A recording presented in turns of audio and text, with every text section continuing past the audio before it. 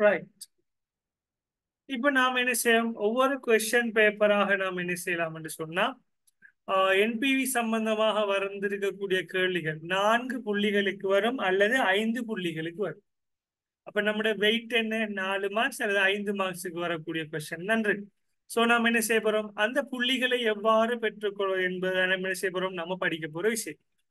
உதாரணமா 2021 ஜனவரி பேப்பர் எடுத்தீங்க என்று சொன்னா, பார்ட் ஏ கோடு கோடுற கொஸ்டின், அதாவது விடைகளை தெரிவு செய்யறது.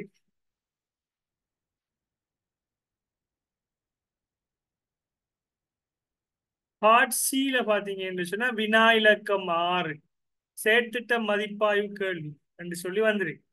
2021ஆம் ஆண்டு 8 மார்க்ஸுக்கு என்ன செஞ்சிருக்காங்க, 8 புள்ளிகளுக்கு இந்த கேள்விகள் வந்துருக்கு.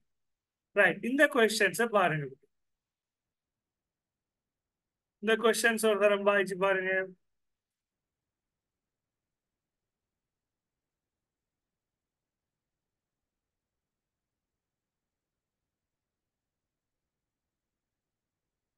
கம்பெனி ஒன்று 2 முதலீட்டு செயற்திட்டங்களை மதிப்பீடு செய்கின்றது. செயற்திட்டம் ஏ மற்றும் செயற்திட்டம் பி என்ற இந்த இரு செயற்திட்டங்களுக்கும் அடுத்த 3 ஆண்டுகளுக்கு எதிர்பார்க்கப்படுகின்ற காசு உட்பாய்வுகள் கீழே. அப்ப என்ன செஞ்சிருக்காங்க, காசு வருகின்றதா நம்மை விட்டு செல்கின்றதா, காசு நம்மை நோக்கி வருகின்றது, அதை நாம் என்ன என்று சொல்லுவோம், காசு உட்பாய்வு என்று சொல்லுவோம். நம்மை நோக்கி காசு வந்தால் அதனை நாம் என்ன என்று சொல்லுவோம், காசு உட்பாய்ச்சல், கேஷ் இன்ஃப்ளோ சொல்லி சொல்லுவோம். ரைட். அதே நேரம் இங்க பாருங்க, முதலாம் ஆண்டு 2 ப்ராஜெக்ட். இப்ப நான் உங்களுக்கு சொன்ன மாதிரி உங்கள்ட்ட காசு இருக்கு, என்ன செய்யறாங்க, 2 ப்ராஜெக்ட் ப்ரொபோசலை உங்கள்ட்ட கொண்டு வராங்க. ஏங்கிற ப்ரொஜெக்டையும் கொண்டு வராங்க, பிங்கிற ப்ரொஜெக்டையும் கொண்டு வராங்க. அது 2 இன்வெஸ்ட்மெண்ட் பிளான் வச்சுக்கொள்ளுங்களேன். இதுல இன்வெஸ்ட் பண்ணினீங்கன்னா ஒரு வருடத்துல என்ன 20,000 வரும், அடுத்த வருஷம் 50,000 வரும், இந்த வருடம் 90,000 வரும். இந்த 2வது ப்ராஜெக்ட்ல இன்வெஸ்ட் பண்ணினீங்கன்னா ஃபர்ஸ்ட் இயர்ல 45,000, செகண்ட் இயர்ல 65,000, தேர்ட் இயர்ல என்ன 50,000 உங்களுக்கு காசு கிடைக்கும். ப்ராஃபிட்டை பத்தி சொல்லல, காசாக கிடைக்கும் சொல்லியிருக்காங்க. அப்ப நீங்க கேக்குறீங்க என்ன, செயற்திட்டம் ஏ மற்றும் செயற்திட்டம் பியில நான் என்ன செய்யணும், எவ்வளவு இன்வெஸ்ட் பண்ணினா இந்த அமௌண்ட் கிடைக்கும் என்ற உடனே அவங்க சொல்றாங்க என்ன, செயற்திட்டம் ஏயில நீங்க என்ன செய்யணும் சொன்னா 1,60,000 ரூபாயை முதலீடு செய்ய வேண்டும். செய்தால் இந்த அமௌண்ட் என்ன செய்யும், உங்களுக்கு கிடைக்கும்.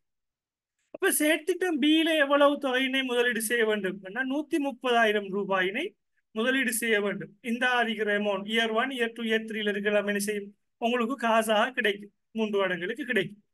என்னோட என்ன செய்யறோம், ரைட், ஓகே. இப்ப எதுல முதலீடு செய்யற என்பது தொடர்பாக என்ன செய்யணும், நீங்க தீர்மானம் எடுக்கணும். முதலீடு செய்யறதுக்கு தீர்மானம் எடுக்கிறதுக்கு நீங்க பயன்படுத்துற ஒரு டெக்னிக் தான், ஒரு நுட்பம் தான். என்ன சொன்னா, இந்த தேறிய இற்றை பெறுமதி, என்பிவி என்று சொல்றது என்ன, நீங்க முதலீடு செய்வதற்கு பயன்படுத்தக்கூடிய ஒரு தொழில், ஒரு டெக்னிக், ஒரு நுட்பமாக காணப்படும். என்ன சொல்லியிருக்காங்க, கம்பெனியின் மூலதன கிரயம், அதாவது கழிவு வீதம் என்று சொன்னா கிட்டத்தட்ட என்ன பிள்ளைகள், இப்போ ஒவ்வொரு வருடமும் பணவீக்கம் சரியாக இருக்குமா, சீராக இருக்குமா, இல்லை. பணவீக்கம் என்ன செய்யும், நடந்து கொண்டே இருக்கு.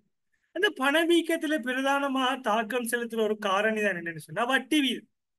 அந்த வட்டி வீதத்தை என்ன செஞ்சிருக்காங்கன்னு சொன்னா கழிவீட்டு காரணி என்ற பேர்ல என்ன செஞ்சிருக்காங்க, தந்திருக்காங்க.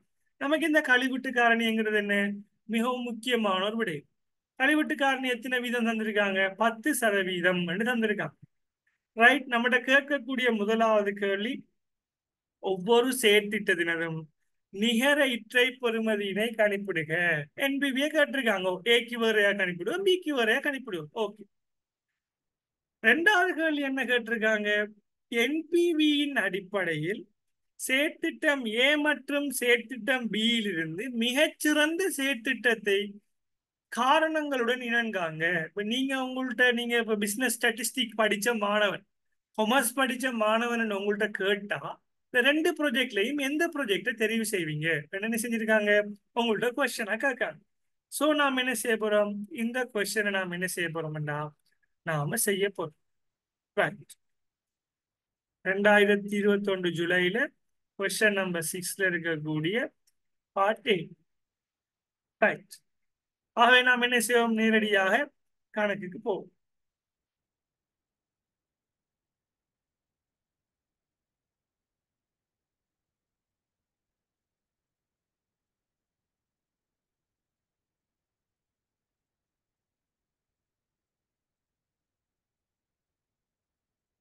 ரைட். இப்ப நாம என்ன செய்யறாங்க, ரெண்டு சேர்த்துட்டு தானே பிள்ளைகள் கேட்டிருக்காங்க. இப்ப நாம என்ன செய்ய போறோம்னா, ப்ரொஜெக்ட் ஏ சேர்த்திட்டம் ஏக்கு நம்ம என்பிவி எவ்வளோ ஒன்று கண்டுபிடிப்போம், சேர்த்திட்டம் பிக்கு என்பிவி எவ்வளோ என்ன செய்வோம் நம்ம கண்டுபிடிப்போம். ரெண்டையும் என்ன செய்ய போறோம்னா தனித்தனியா கண்டுபிடிக்க போறோம். இது எப்படி கண்டுபிடிக்க போறோம்னு சொன்னா இப்படித்தான்.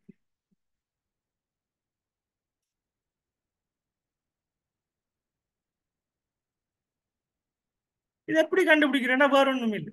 இந்த இப்ப என்ன செய்ய போறோம்னா முதலாவதுல இந்த பேட்டர்ன் நல்லா ஞாபகம் வச்சுக்கொள்ளுங்க. வருடம், இயர். என்ன செய்ய போறோம் அடுத்தது, கழிவீட்டு காரணி. கழிவீட்டு காரணி இரண்டாவது. மூணாவது என்ன, இற்றை பெறுமதி, பிரசன்ட் வெல்த். இற்றை பெறுமதி நல்லா ஞாபகம் வச்சுக்கொள்ளுங்க. இதுதான் ஃபார்மேட். இப்படிதான் வரும். ரைட். இந்த இருக்கு, இப்படித்தான் ஃபார்மேட் ஒன்று இருக்கு. ரைட்.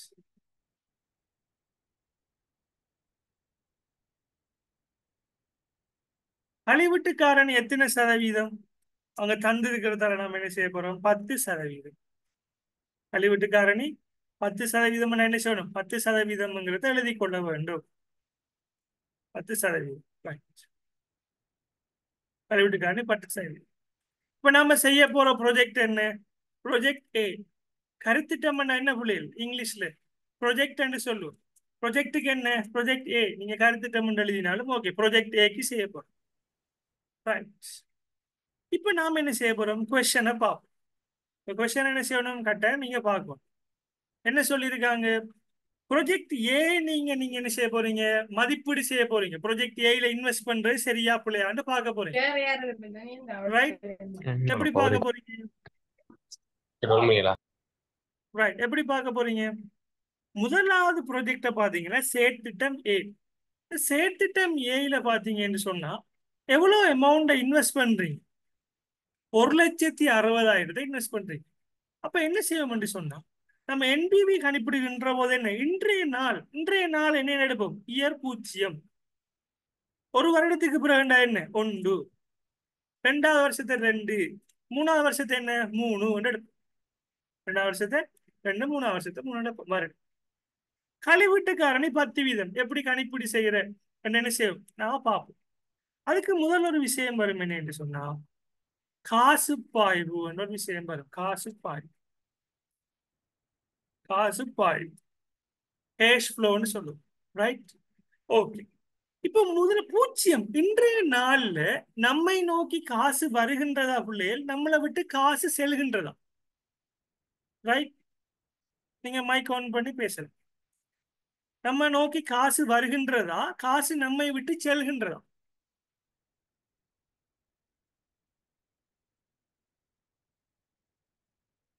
தாமினி, சஜா சொல்லுங்க.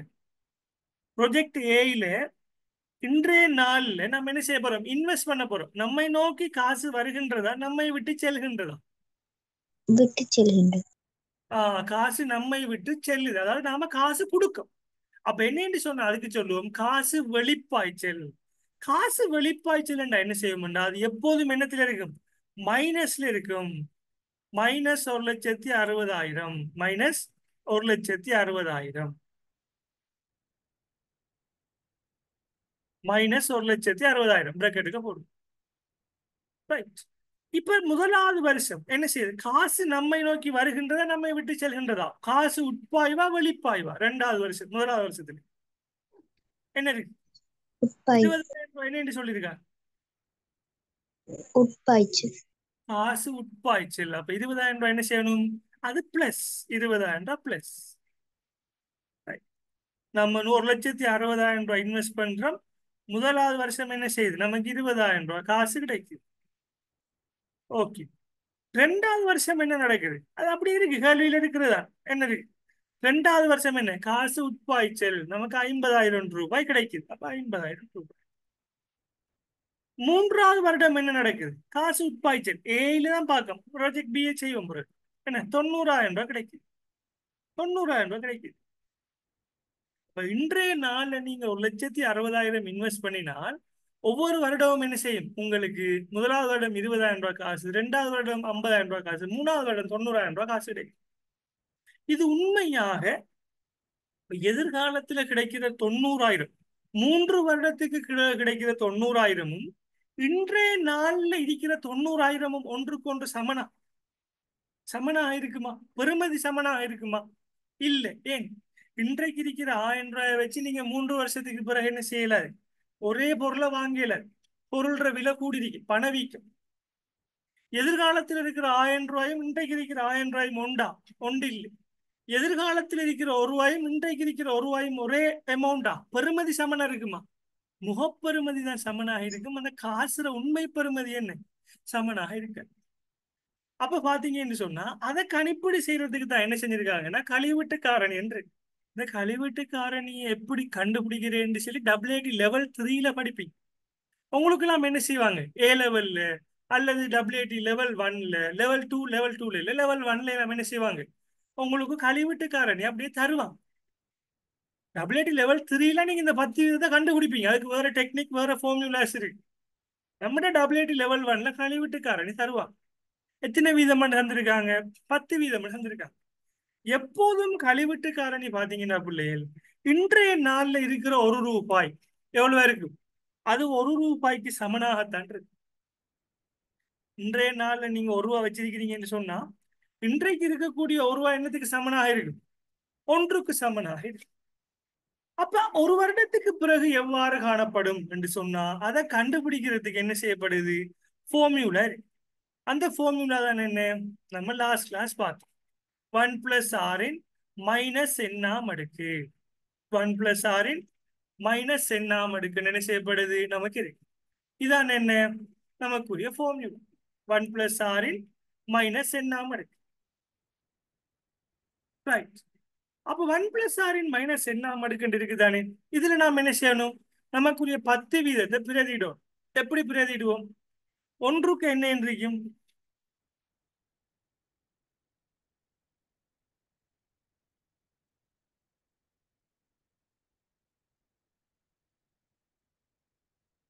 ஒன்றுக்கு என்ன என்றையும்? ஒன்றுக்கு நாம் என்ன சொல்லுவோம்? ஒன்று. முதலாவது வருஷத்துக்கு நாம் என்ன செய்ய போறோம் பிள்ளைகள்? கணிப்பிட போறோம். இயர் 1. இப்ப நான் செஞ்சு காட்டுறேன் பாருங்க. கழிவீட்டு காரணி கணிப்புறது நான் லாஸ்ட் கிளாஸ் நம்ம செஞ்சு பார்த்தோம். கழிவீட்டு காரணியை கணிப்புறது எப்படி என்று சொன்னா இதான் 1 + r என்ன இருக்கு? 1 அப்படியே இருக்கு. இந்த ஆரண்டா என்னன்னு சொன்னா நமக்கு எத்தனை சதவீதம் தாராங்களோ அத்தனை சதவீதத்தை நம்ம என்ன செய்யணும்? நாம பதிவு செய்ய வேண்டும். ஆனால் நீங்க என்னத்துல பதிவு செய்யணும்? தசமதானத்தில் பதிவு செய்தல் வேண்டும். 10 வீதம் என்று சொன்னா என்ன இருக்கும்? அது 10 வீதம் என்று சொல்றது எதற்கு சமனா இருக்கும் பிள்ளை? நான் படிச்சிருக்கேன். 10% சமன் என்ன? 0.1. 20% என்றா என்ன? 0.2. 30% என்றா என்ன? 0.3. 5% என்றா என்ன? 0.5 இல்ல 0.05. சரியா? நீங்க கால்குலேட்டர்ல அடிச்சீங்கன்னா என்ன செய்யும்? கால்குலேட்டர்ல நீங்க டைப் பண்ணீங்கன்னா அதுக்குரிய விட என்ன செய்யும்? உங்களுக்கு கிடைக்கும். அவை 10% எதற்கு சமனாக காணப்படும்? 0.1. 0.1 அடிக்கும். இங்க மைனஸ் ஒன்று இருக்குது. மைனஸ் என்னன்னு இருக்குதானே? மைனஸ் என்னன்னு சொன்னா நமக்கு எந்த வருடமோ அந்த வருடத்தை நாம் என்ன செய்யணும்? டைப் பண்ண வேண்டும். கால்குலேட்டர்ல நீங்க டைப் பண்ணணும். 1 சக r மைனஸ் எண்ணாம் அடுக்கு. எண்ணுக்கு பதிலாக எந்த வருடமோ அந்த வருடத்தை நீங்க என்ன செய்யணும்? என்டர் பண்ணணும். என்டர் பண்ணி நீங்க என்ன சொன்னா உங்களுக்கு விடை கிடைக்கும். என்ன வரும் விடை? கால்குலேட்டர்ல எப்படி டைப் பண்ணுவீங்க? 1 சக 0.1 என்ன? 1.1. இந்த அடையாளத்தை கிளிக் பண்ணீங்கன்னா என்ன மேலுக்கு வரும்? இதுல என்ன? மைனஸ் ஓராம் அடுக்கு. இப்படி வரும். இது என்ன செய்யணும்? தசமதானத்துக்கு மாத்திரேண்டா இந்த இருக்கிற அடையாளம். இந்த அடையாளத்தை கிளிக் பண்ணீங்கன்னா என்ன செய்யும்? தசமதானத்துக்கு மாறும். 0.909. 3 தசமதானங்களுக்கு என்ன செய்யலாம்? நீங்க விட எடுக்கலாம். விரும்பினார்கள் 4வதுக்கு என்ன செய்யலாம்? நீங்க எடுக்கலாம். பெரும்பாலும் 3 தசமதானங்களுக்கு எடுக்கிறது சேஃப். 3 தசமதானங்கள் நீங்க மட்டும் தான் எடுக்கலாமா? அப்ப என்ன வரும்? 0.909. 0.909. அப்ப 0.909. அப்ப நாம என்ன செய்யணும்? நம்முடைய கணக்குல கழிவீட்டு காரணி என்று கேட்டா இதுல நாம பிரதியிட வேண்டியது என்ன?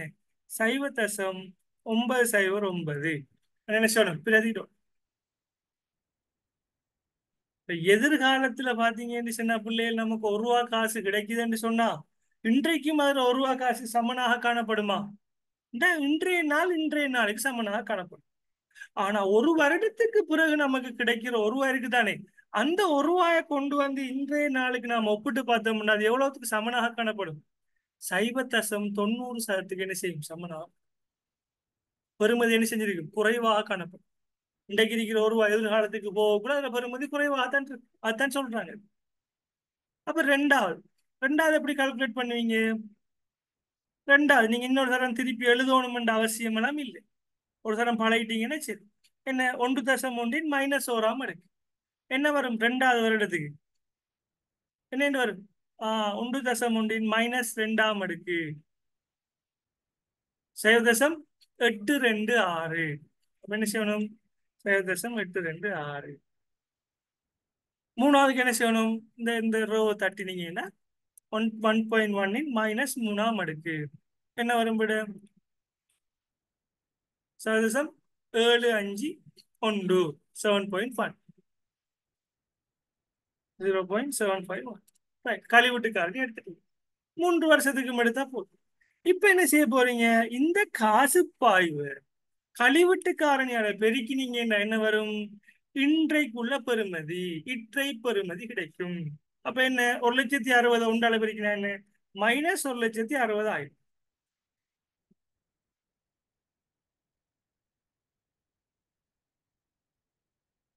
-1,60,000. அடுத்து இதை பெருக்கும் என்ன வரும்? நீங்களே பெருக்கல் 0.909 தர 20,000 18,180. அடுத்து எதிர்காலத்துல உங்களுக்கு 20,000 கிடைக்க போகுதுன்னா பிள்ளைகள் அது இன்றைய நாளுக்கு என்ன இன்றைக்கு இருக்கிற 18,000 இந்த இன்றைய நாளுக்குரிய பெறுமதிக்கு நாம கன்வெர்ட் பண்ணி பார்த்தோம்னா 18,000 ரூபாய்க்கு சமனானதா தான் இருக்கு. அது உண்மையாக 20,000 பெறுமதி அறிக்காது. என்ன செஞ்சிருக்கு பெறுமதி எதிர்காலத்தில் என்ன செய்யும்? நல்லா பாருங்க பிள்ளைகள், ஒவ்வொரு வருடமும் தாண்ட தாண்ட பணவீக்கம் இருந்து என்ன செய்யும்? அந்த ஒரு ரூபாயின் பெறுமதி 90% 82% 75% என்ன செய்யுது? பணவீக்கத்துக்கு கூட கூட என்ன செய்யும்? அப்ப என்ன செய்யும்? அந்த பெறுமதி குறைந்து கொண்டே வரும். அப்ப நாம அடுத்தது பெருக்கும் 0.826 தர 50,000. ஒரு கணக்கை சரியா செஞ்சிட்டீங்கன்னா மற்ற கணக்கெல்லாம் லேசா இருக்கு. அப்ப எவ்வளவு வரும்? 41,300. அடுத்து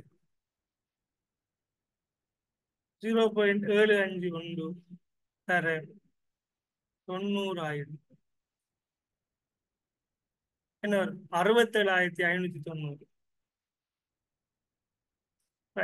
அப்ப நாம என்ன செய்ய போறோம்? இது அவ்வளோத்தையும் பதிஞ்சதுக்கு பிறகு என்ன செய்ய போறோம்? எல்லாத்தையும் கூட்ட போறோம். கூட்டுறதுல நல்லா விளங்கிக்கணும் பிள்ளைகள், மைனஸ்லயும் இருக்கு பிளஸ்லயும் இருக்கு. அப்ப நாம முதல்ல என்ன செய்யணும்? மைனஸ் தனியா வேறையா இருக்கு. அப்ப என்ன செய்யணும்? பிளஸ் ஃபர்ஸ்ட்டுக்கு கூட்டணும். பிளஸ் நாம என்ன செய்யணும்? கூட்டுவோம். 18,180 சக 41,300 சக 67,590. கூட்டினீங்கன்னா என்ன விட வரும்? 127,070. 127,070 பிளஸ்ல வரும். இந்த பிளஸ்ல இருந்து என்ன செய்யணும்? இதை கழிக்கணும். என்ன? -160,000 கழிக்கணும். -160,000 கழிச்சா என்ன வரும் விட? 32,000 இல்ல சரியானே 127,070 இருந்து 127,070 இருந்து 160,000 கழிக்கிறீங்க. கழிச்சா என்ன வரும்? -32,930. அப்ப நாம் என்ன செய்யணும்? கட்டாயம் -32,930 என்ன செய்யணும்? இதுல விடையை நாம் என்ன செய்யணும்? எடுக்க வேண்டும். மைனஸ் இந்த விடைக்கு பேர் என்ன என்று சொன்னா இந்த விடைக்கு பேரு தான் என்பிவி என்று சொல்லுவோம்.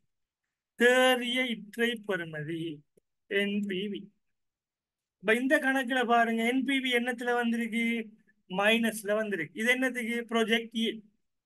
ரைட், செஞ்சுட்டு இப்ப நாம என்ன செய்யணும், இதை மட்டும் வச்சு முடிவெடுக்கலாமா, ஒப்பீடு செய்யறதுக்கு இன்னொரு ப்ரொஜெக்ட் வேணும். அப்ப நம்மளோட அடுத்த கொஸ்டின் என்ன செஞ்சிருக்கா, ரெண்டாவது ப்ரொஜெக்ட் தந்திருக்கா. ஒரு கணக்கு நல்லா விளைய கொள்ளுங்க, மற்ற கணக்கெல்லாம் அதே மாதிரியே இருக்கு. ரெண்டாவது ப்ரொஜெக்ட் என்ன, ப்ரொஜெக்ட் பி.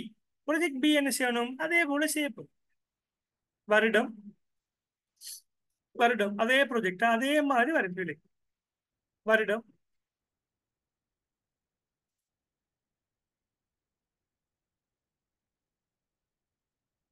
காசு பாய்வு கழிவீட்டு காரணி இற்றை பருமன். அப்ப எவ்வளவு நீங்க இன்வெஸ்ட் பண்றீங்க, அமௌண்ட், ரைட், 40. எவ்வளவு இன்வெஸ்ட் பண்றீங்க, இந்த எவ்வளவு இன்வெஸ்ட் பண்றீங்க ப்ராஜெக்ட் பில,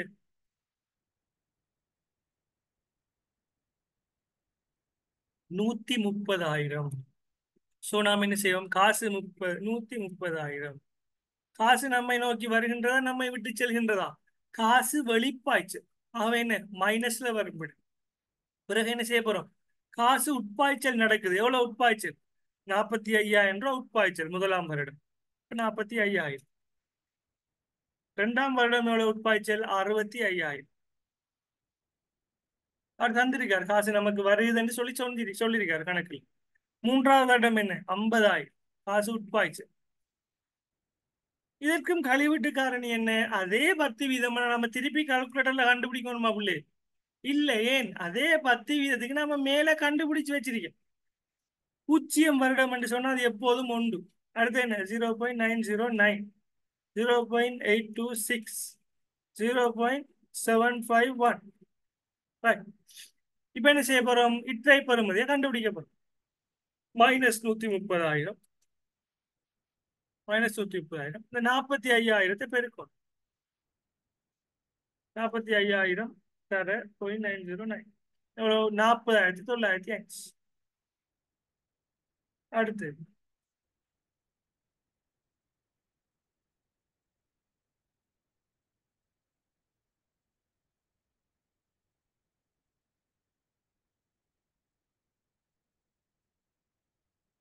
கழிவீட்டு காரணி. கழிவீட்டு காரணி நாம கண்டுபிடிச்சிருக்கோமே, இந்த நேரத்துல கண்டுபிடிச்சிருக்கோமே கழிவீட்டு காரணி. அதே கழிவீட்டு காரணி தான் நம்ம இங்க கண்டுபிடிச்சது, அதே தான் ஏற்கனவே செஞ்சிருக்கோம் தானே. நம்ம கழிவீட்டு காரணி பார்த்திருக்கோம் தானே.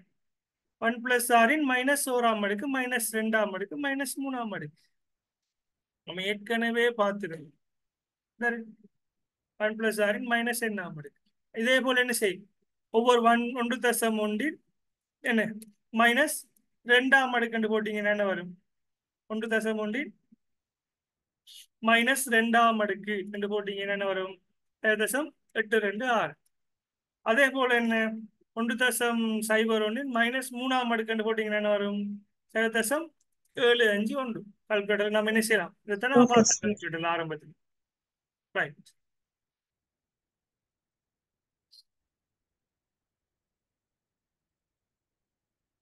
அப்ப நாம என்ன செய்ய போறோம், நம்ம பெருக்கி எடுப்போம் விடை.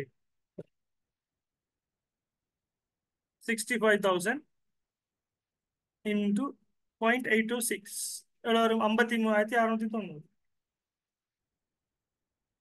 அடுத்து 50,000 0.751 37,550. இப்ப நாம என்ன செய்யணும், கட்டாயம் நல்லா ஞாபகம் வச்சுக்கணும், ஃபர்ஸ்ட்டுக்கு பிளஸ் வேறையா இருக்கு, மைனஸ் வேறையா இருக்கு. இப்போ பிளஸ் எல்லாம் தனியா கூட்டி போட்டு என்ன செய்யணும், பிளஸ்ல இருந்து மைனஸை கழிக்கும். Right. இப்போ பிளஸ் எல்லாம் என்ன செய்யுங்க, கூட்டுங்க, ரெண்டையும் வேறு வேறு எடுங்க, எது கூடன்னு கண்டு பார்க்கணும். 40,905 சக 53,690 சக 37,550 132,145 பிளஸ்ல இருக்கு. அதாவது என்ன செய்ய போறோம், -130,000 இருக்கு. -130,000 கழிக்கும். பிளஸ்ல என்ன வருது, விட வருது. பிளஸ்ல வந்தா என்ன, என்பிவி பிளஸ்ல வருது, 2,145 ரூபா பிளஸ்ல வருது என்பிவி. இது என்ன, ப்ரொஜெக்ட் பி, செயற்திட்டம் பி. Right, project B. நேரத்தோட செஞ்சது என்ன, ப்ரொஜெக்ட் ஏ. இந்த இருக்கு ப்ரொஜெக்ட் ஏ, ப்ரொஜெக்ட் பி. இப்ப நல்லா கவனிங்க பிள்ளைகள், ப்ரொஜெக்ட் ஏ இல்ல சேர்த்திட்டம் என்ன சேர்த்திட்டம் ஏ என்று போட்டாங்கன்னா ப்ரொஜெக்ட் ஏ தான் இங்கிலீஷ்ல ப்ரொஜெக்ட் என்ன சொல்லுவோம் ப்ரொஜெக்ட் ஏ ப்ரொஜெக்ட் பி என்று ரெண்டு ப்ரொஜெக்ட் இருக்கு இந்த ரெண்டு ப்ரொஜெக்ட்லயும் என்பிவி என்னன்னு சொல்லி பாருங்க நல்லா கவனிங்க என்பிவி என்ன இதுல -32,930 ப்ரொஜெக்ட் பில பாத்தீங்கன்னு சொன்னா என்ன +2,145 பிளஸ்ல இருக்கு இப்படி இப்ப என்ன செய்யறாங்க நம்மகிட்ட கேட்ட கேள்வி என்ன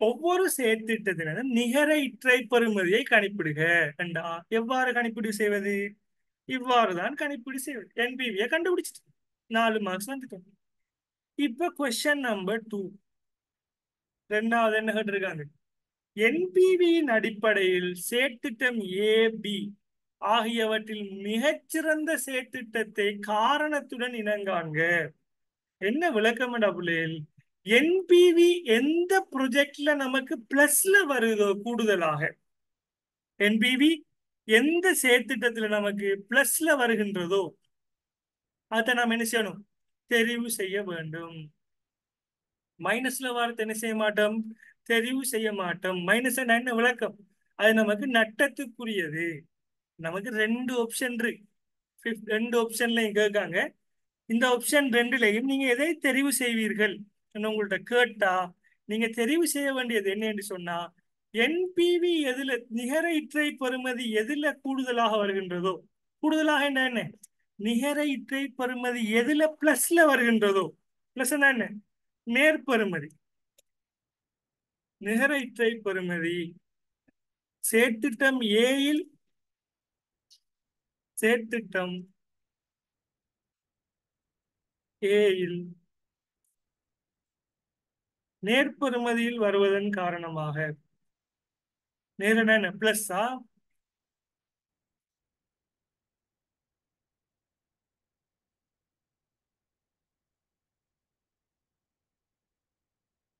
வருவதன் காரணமாக சேர்த்திட்டம் ஏயினை தெரிவு செய்ய வேண்டும்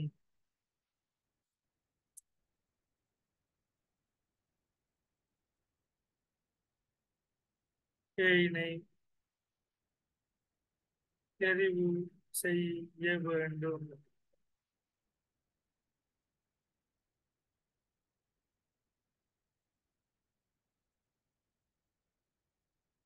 நிகர இற்றை பெறுமதி ப்ரொஜெக்ட் ஏ தானே ப்ரொஜெக்ட் ஏ பியோட நாம ஒப்பீடு செய்து பார்க்கக்குள்ள எதுல இற்றை பெறுமதி பிளஸ்ல வருது ப்ரொஜெக்ட் ஏல தான் என்ன செய்ய சொல்லி ப்ரொஜெக்ட் பியா ப்ரொஜெக்ட் பிலான பிள்ளைகள் வருது ப்ரொஜெக்ட் பி தவறுதலா டைப் பண்ணிட்டு ப்ரொஜெக்ட் பி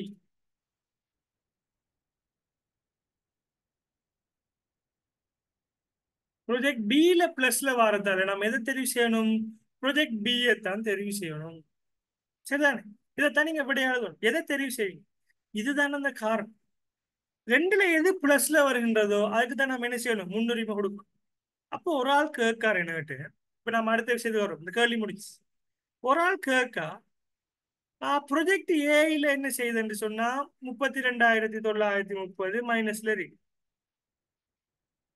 ப்ரொஜெக்ட் பில என்பிவியை பார்த்தா சைபர்ல இருக்கு பிளஸும் இல்ல மைனஸும் இல்ல சைபர்ல இருக்கு அப்ப இதுல எதை தெரிவு செய்யுது நான் என்பிவி எது இதுல நமக்கு சாதகம் பிளஸ்ஸா இருந்தா சாதகம் சைபர்ல இருந்தாலும் என்ன செய்யணும் அந்த ப்ராஜெக்டை நம்ம என்ன செய்யலாம் தெரிவு செய்யலாம் நமக்கு எந்த பாதிப்பும் இல்லை என்பிவி சைபரா இருந்தா கூட அந்த ப்ராஜெக்டை தெரிவு செஞ்சோம்னா என்ன நமக்கு நன்மை உண்டு இப்ப ரெண்டு மைனஸ்ல வருது இதுல 32,930 மைனஸ் இதுல 10,000 மைனஸ் ஒன்றுல 32,930 லொஸ் எடுத்துக்கொள்ளுங்களேன் இதுல 10,000 ரூபாய் லொஸ் இதுல எதை தெரிவு செய்ய போறீங்க ஒரு கேள்வி வருது என்று சொன்னா எதுல உங்களுக்கு நீங்க கட்டாயம் தெரிவு செஞ்சே ஆகணும் இப்ப 3 வருஷம் என்ன செய்யலாது காசை வச்சுட்டு சும்மா இருக்கலாது ஏதாவது ஒன்றை தெரிவு செஞ்சே ஆகணும் என்று சொன்னா நீங்க என்ன செய்யலாம் நீங்க சில எதிர்கூறல் செல்லலாம் சில நேரங்கள்ல நாட்டுற பொருளாதாரத்துல மாற்றம் ஏற்படும் அப்ப நாம என்ன செய்வோம் நம்ம அதை சமாளித்துக் கொள்ள முடியும் என்ற அடிப்படையில் என்ன செய்வாங்கன்னா சில முதலீட்டாளர்கள்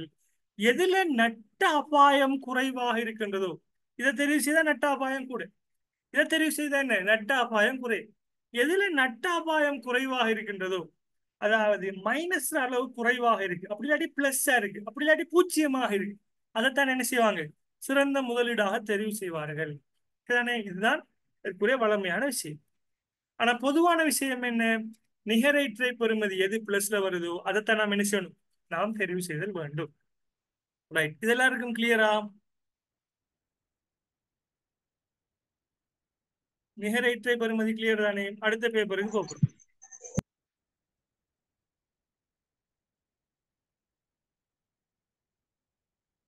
ரைட், இக்ரா கிளியரா? ஹர்ஷிதா கிளியரா?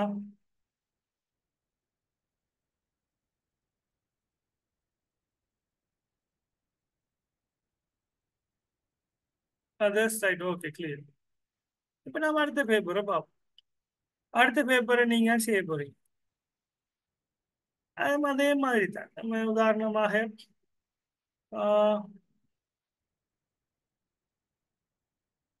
23 பேப்பர் பார்த்தேன், 23 பார்ப்போம்.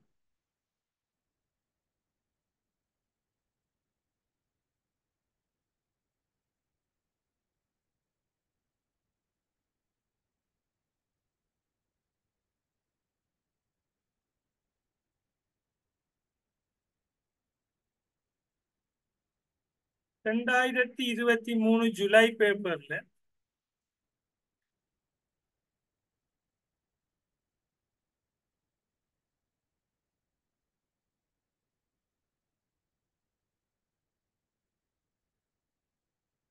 இந்த இருக்கு ஒரு project. இது எத்தனை மார்க்ஸ் பிள்ளைகள்? 8 மார்க்ஸுக்கு வந்துரு. சேர்த்திட்டம் என்ன? PQ. இந்த கொஸ்டினை வாசிங்க பார்ப்போம். செயற்திட்ட முகாமையாளர் ஒருவர் செயற்திட்டம் P, செயற்திட்டம் Q ஆகிய இரு செயற்திட்டங்களை மதிப்பீடு செய்வதற்கு விரும்பினார். இந்த செயற்திட்டங்களினதும்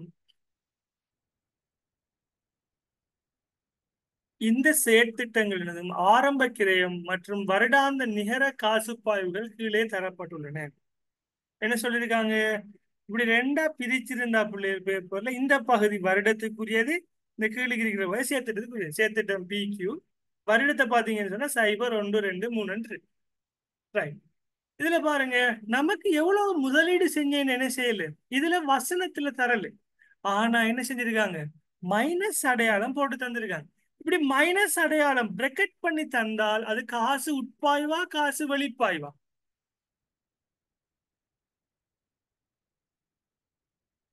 சொல்லுங்க, என்ன விளக்கம் இது? காசு வெளிப்பாய்வு. அப்ப நாம என்ன செய்ய போறோம், இந்த ரெண்டு ப்ரொஜெக்டையும் என்ன செய்யணும், நாம செய்யலாம். இந்த ரெண்டு ப்ரொஜெக்டும் எப்படி செய்யலாம், இந்த ரெண்டு ப்ரொஜெக்ட்ல எது சிறந்த ப்ரொஜெக்ட், எதனை தெரிவு செய்வது என்கிறதுதான் கேள்வி. ஒவ்வொரு சேர்த்திடத்திலும் நிகரற்ற பெறுமதியை கண்டுபிடிக்க மேற்படி என்பிவியின் அடிப்படையில் சிறந்த முதலீட்டை காரணத்துடன் இனங்காண்க. காரணம் ஒரு ஒன்றுமே இல்லை, மிச்சம் லேஸ். எது பிளஸ்ல வருதோ அதை தெரிவு செய்யும், எது கூடுதலான பிளஸ்ல இருக்கோ அதை தெரிவு செய்யும். ரெண்டு மைனஸ்ல இருந்தா எதுல மைனஸ் குறைய இருக்கோ அதை தெரிவு செய்யும். அப்படி இல்லாட்டி அட்லீஸ்ட் என்பிவி பூஜ்ஜியமா அதிரிக்கும் தெரிவு செய்யறது. ஆனா ரெண்டையும் தெரிவு செய்யல, ரெண்டுல என்ன செய்யணும், ஒன்றை தான் தெரிவு செய்யலாம். 50-50 ரெண்டுல ஒன்றை தான் தெரிவு செய்யலாம். அப்ப நாம என்ன செய்ய போறோம், கணக்கை செய்ய போறோம். ரைட், கணக்கை பாருங்க. Right. இந்த கணக்கு செய்யுங்க. அப்ப நீங்க எப்படி வரும்,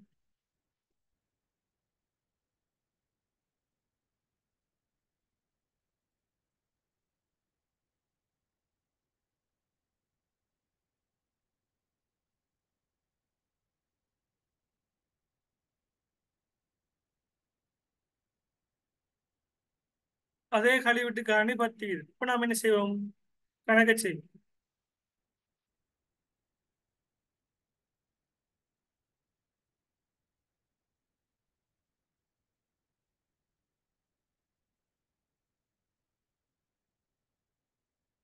முதலாவது என்ன, இயர், வருடம். வருடம் என்ன சின்னதான் இருக்கு, 0, 1, 2, 3 வருஷம். கணக்குல எது தந்திருக்காங்களோ அதை அப்படியே டைப் பண்ணாச்சு. சில நேரம் என்ன, நம்ம ஏற்கனவே பார்த்த கணக்குல 0 தரல, நம்ம என்ன செஞ்சோம், 0 நம்ம என்ன செய்யணும், எடுக்கணும். முதலீடு செய்யணும், இன்றைய நாளை தான் நம்ம என்ன செய்வோம், 0 எடுப்போம். இதுல தந்திருக்காரு 0, 1, 2, 3, 4வது தந்திருக்காரு இல்ல, 3 வருஷம் தான் தந்திருக்காரு. அப்ப நம்ம பிரச்சனை இல்லை 3 வருஷம். ரைட். ரெண்டாவது என்ன இருந்திருக்கார்? காசு பாய்வு. காசு பாய்வு இங்கிலீஷ்ல என்ன சொல்லுவோம்? கேஷ் ஃப்ளோன்னு சொல்லுவோம். Cash flow. ரைட். காசு பாய்வு. அடுத்தது என்ன?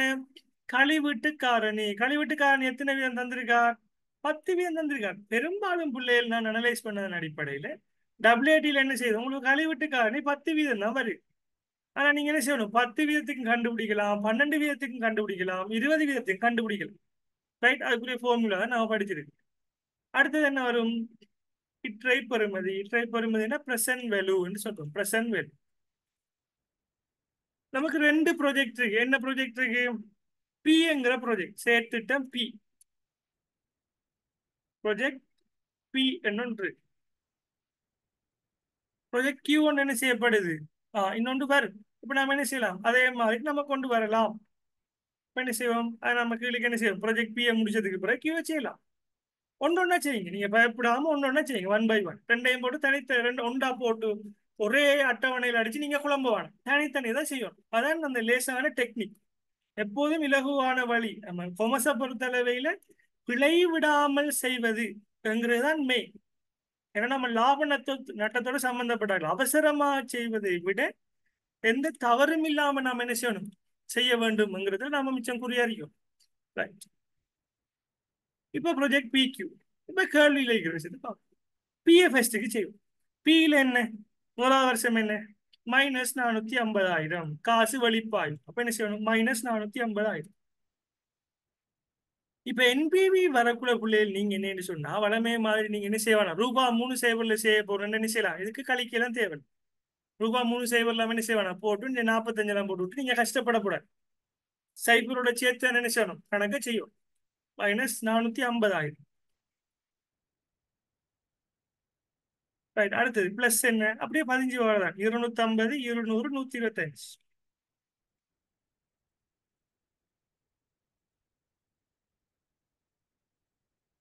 இருநூறு 125,000. முடிச்சு. கழிவிட்டு காரணி இருக்கு. கழிவிட்டு காரணி எப்படி கண்டுபிடிப்போம்? ஒன்று சகாரின் மைனஸ் எண்ணாம் அடுக்கு. நம்ம அதே சமன்பாடு என்ன செய்ய போறோம்? 1.1 10 வீதம். அதுல என்ன? -1 அடுக்கு. என்ன வரும்? 0.909. முதலாவதுக்கு என்ன வரும்? பூச்சிய வருடத்துக்கு எப்போதும் கழிவிட்டு காரணி 1. இன்றைய நாள்ல பாத்தீங்கன்னு சொன்னா ₹1 இருக்கு. ஒரு வருடம் தாண்டக்குள்ள பாத்தீங்கன்னா அந்த ₹1 பெருமதி என்ன செஞ்சிருக்கு? பணவீக்கத்தின் காரணமாக 0.5909 மாறி. அதே போல நாம் என்ன செய்ய போறோம்? ரெண்டாவதுக்கு பாத்தீங்கன்னு சொன்னா 0.826.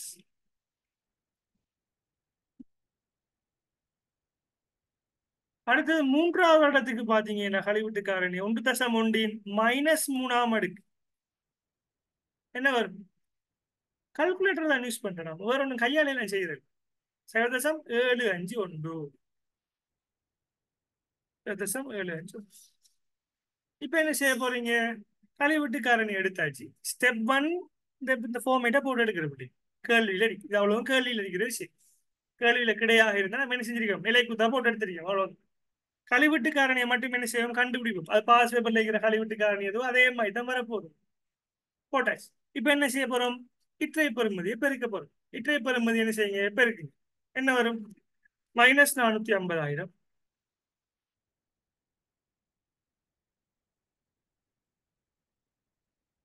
இதை பெருக்கினீங்கன்னா சரி ஒவ்வொன்றோட பெருக்கு 250,000 தர 0.909. சைவ தசம் சைவ தசத்துக்கு பிறகு உள்ள நம்பரை போட்டு என்ன செய்யலாம்? நீங்க பெருக்கினாலும் விடலாம். சைவ தசம் போட்டாலும் அதான் விட. 250,000 பெருக்கினீங்க வரும் 227,250. அடுத்து 826 0.826 தரேன்னு 200 ஆயிரம். 160,200. ரைட். அடுத்து 0.751 into 125,000 வரும் 93,875. ரைட், நான் உங்களுக்கு சொல்லி தந்திருக்கேன் என்ன, எப்போதும் மறக்கக்கூடாது. முதல்ல என்ன செய்யணும், பிளஸும் இருக்கு மைனஸும் இருக்கு. முதலாவது என்ன செய்யுங்க, நீங்க பிளஸ் அவ்வளோத்தையும் கூட்டி எடுங்க. எக்ஸாம்பிள் இந்த 1/1 பிளஸ் கூட்டி எடுத்து என்ன செய்யுங்க, வேற எழுதுங்க பேப்பர்.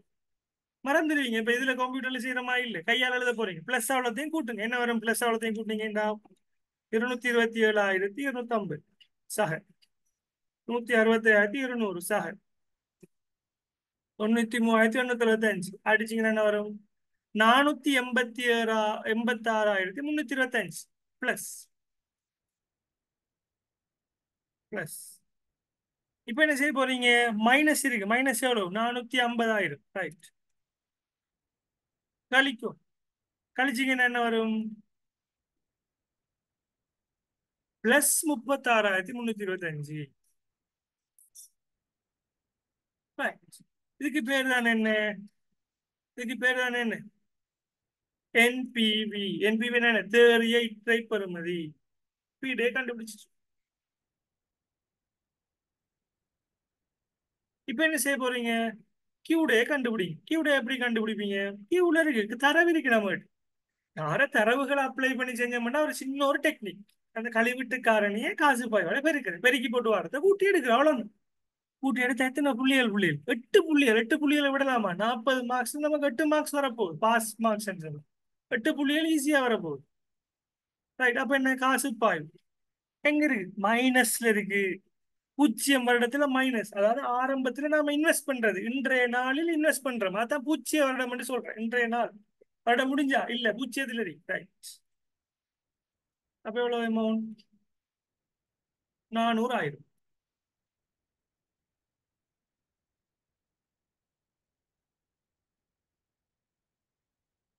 ரெண்டாவது 250,000. இங்க என்ன, 200,000. 250,000 பிளஸ்ல இருக்கு, காசு உட்பாய். 2வது வருடம் 200,000. 3வது வருடம் 75,000. கழிவிட்டு காரணி 10 வீதம் கண்டுபிடிச்சிருக்கோம் இந்த மேலு. முதலாவது வருஷம் என்ன, உண்டு. இதுக்கு இன்னொரு டெக்னிக் இருக்கு, மடக்கு அட்டவணமாய் ஒன்று தருவாங்க எக்ஸாம்ல, அது லேசா பார்த்து கண்டுபிடிக்கலாம். அது நமக்கு தேவையில்லை இப்போதைக்கு. நம்ம ஆல்வேஸ் மடக்கு அட்டவணையோட தெரியலாமா எங்கேயும் இல்ல, கால்குலேட்டர்ல கண்டுபிடிக்கிற அளவுக்கு நம்ம knowledge இருக்கும். மடக்கு அட்டவணை மாதிரி என்பிவி அட்டவணை எல்லாம் கையில வச்சுட்டு, என்பிவி அட்டவணை இருந்தால் தான் நான் கணக்கு செய்வேன் என்று இருக்கக்கூடாது. டெக்னாலஜி யுகம், நம்ம கால்குலேட்டர்லயே பிராக்டிஸ் பண்ணி பழகிருக்கோம். Right. இதோட நிக்கிறதுல WD லெவல் 1ஓட நம்ம சார்ட்டர்ட் முடிக்கணும், அடுத்த கட்டம் அக்கௌண்டன்ட் ஆகணும், ஆடிட்டர் ஆகணும், அடுத்த கட்டம் டேட்டா சயின்ஸுக்கு போகணும், நிறைய வேலைகள் இருக்கு. ஸோ நம்ம என்ன செய்யணும், எல்லாம் டெக்னிக்கல் டெக்னாலஜிக்கல் என்ன செய்யணும், அதோட நம்ம அடாப்ஷன் இருக்கும் நம்மளுக்கு. அடுத்து என்ன, 0.909, 0.826 பாடம் ஆயிடுச்சு எனக்கு. இப்போ பாடம் ஆயிடுச்சு 0.751.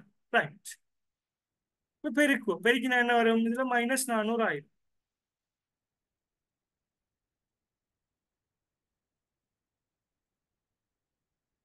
ரெண்டாவது என்ன, 250,000 இதால பெருக்கினீங்கன்னா என்ன வரும், கால்குலேட்டர்ல டைப் பண்ணி பழகுங்களா. கால்குலேட்டர் வாங்கினாலும் கால்குலேட்டர் சும்மா வச்சு கொள்ளாதீங்க.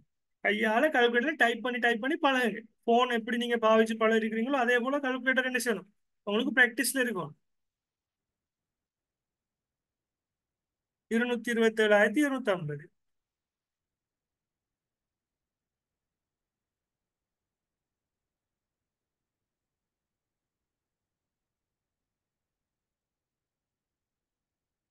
$160,200.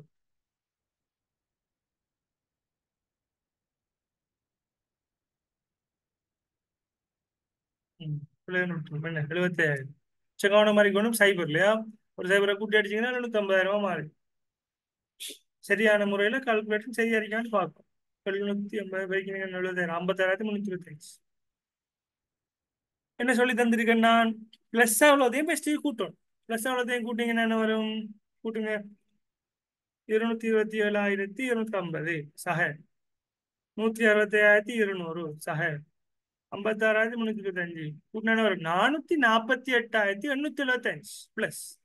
மைனஸ் என்ன இருக்கு, 400 இருக்கு. அப்ப 400,000 கழிக்கணும்.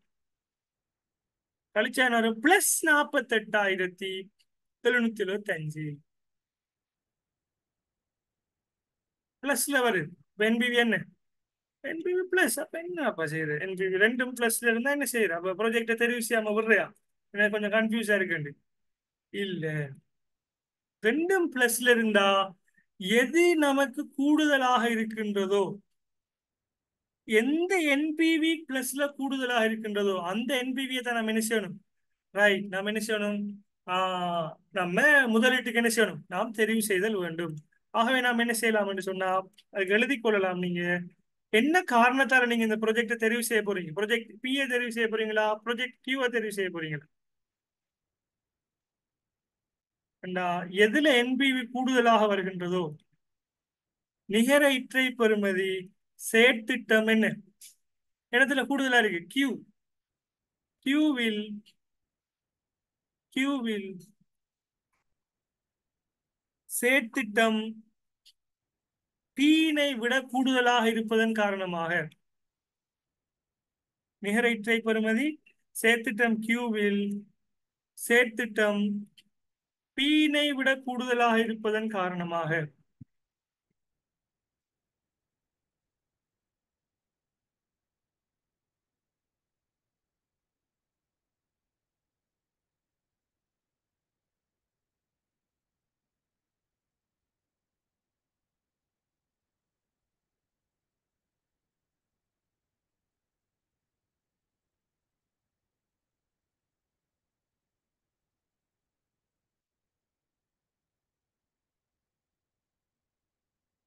கூடுதலாக இருப்பதன் காரணமாக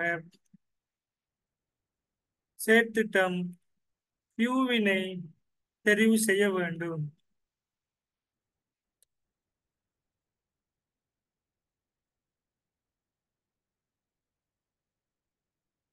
அது பியை விட என்ன செஞ்சிருக்கு? கியூல கூடுதலா இருக்கிறதால நம்ம என்ன செய்யணும்டா, அதைத்தான் நம்ம என்ன செய்யணும்?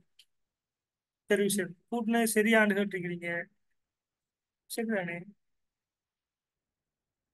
36,325 பிளஸ் இருக்கு விட. ஓ, 486,325 இருந்து 450,000 கழிச்சோம்னா 36,325. இது ஒரு 447,725 கழிச்சோம்னா 48,725. ஓ, இது கூட்டல்ல விட நல்லா கவனிச்சு கொள்ளுங்க. இந்த பிளஸ்ஸையும் கூட்டி மைனஸையும் சேர்த்து பார்க்கும். அதான் கன்ஃபியூஸ் ஆகிற நிறைய பேர். பிளஸ் மட்டும் கூட்டி போட்டு வரதுக்கு விட போறோம் எல்லாரும். இங்க மைனஸும் இருக்குங்கிறது என்ன செய்யணும்? நல்லா ஞாபகம் வச்சுக்கணும். ரெட் கலர்ல பண்றது, கலர்ல பண்றது மைனஸ், மற்ற எல்லாமே என்ன பிளஸ். எதுல கூடுதலா இருக்கும் என்பிவி, அதை நம்ம என்ன செய்யணும்? நம்ம முதலீட்டுக்கு தெரிவு செய்ய வேண்டும். அதை நீங்க தெரிவு செஞ்சீங்கன்னு சொன்னா என்ன வரும்? உங்களுக்குரிய விடை சரி. மேற்படி என்பிவியின் அடிப்படையில் சிறந்த முதலீட்டு தெரிவை காரணத்துடன் இனங்காண். என்ன காரணம்? என்பிவி எதுல கூட வந்திருக்கு பிள்ளைகள், அதை நம்ம என்ன செய்யணும்? தெரிவு செய்ய வேண்டும். இது என்ன 23 ஜூலை பேப்பர்ல வந்து. ரைட், உங்களுக்குரிய ஹோம்ஒர்க் 2024 ஜனவரியில வந்த கேள்வி ஒன்று தான்.